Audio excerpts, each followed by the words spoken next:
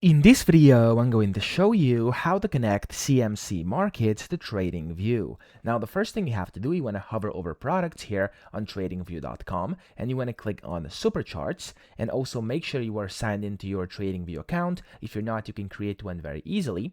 And then in here, what you're going to see is going to be this super chart over here, and you want to click on Trading Panel down here at the bottom left. When you do this, you can just click at this button at the very far right. You can maximize this panel, and in here, you'll be able to find their trusted brokers.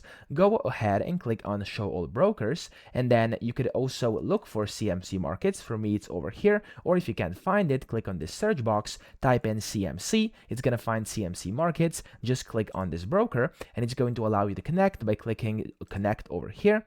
It's going to take you to their separate page here where you can basically go ahead, sign in using your email address and then your password as well. And then whenever you do this, let me actually show you how this is done right here. There we go. You want to just press on the continue button.